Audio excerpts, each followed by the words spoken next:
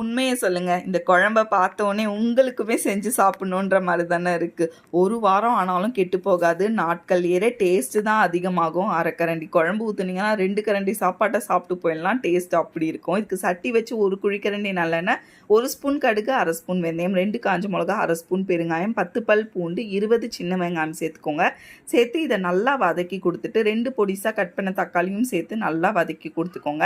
இப்போ 1/2 ஸ்பூன் அளவுக்கு மஞ்சள் பொடி, 2 டேபிள் ஸ்பூன் அளவுக்கு குழம்புத்தூள், 1 ஸ்பூன் அளவு காஷ்மீரி மிளகா பொடி, உப்பு தேவைக்கேற்ப சேர்த்து ராஸ்மெல் போக நல்லா மிக்ஸ் பண்ணி கொடுத்துக்கோங்க. இப்போ 2 கைப்பிடி அளவுக்கு கருவேப்பிலை, கொஞ்சமாக தண்ணி ஊற்றி நல்லா மைய அரைச்சி இதோடு சேர்த்து மிக்ஸ் பண்ணிவிட்டு ஒரு 1/2 டம்ளர் அளவுக்கு தண்ணி மட்டும் ஊற்றி நல்லா மிக்ஸ் பண்ணிவிட்டு லெமன் சைஸ் புளியை 1 கப் அளவுக்கு கரைச்சி வச்சுருக்கேன். இதையுமே சேர்த்து நல்லா மிக்ஸ் பண்ணிவிட்டு 15 மினிட்ஸ் சிம்மிலே வச்சு கொதிக்க விட்டிங்கன்னா நல்லா எண்ணெய் பிரிஞ்சு வந்துடும். இப்போ 1 ஸ்பூன் அளவுக்கு பொடிச்ச வெல்லம் சேர்த்து நல்லா மிக்ஸ் பண்ணி இறக்குனீங்கன்னா செம்ம டேஸ்டியான கருவேப்பிலை குழம்பு ரெடி. கண்டிப்பாக ட்ரை பண்ணுங்கள்.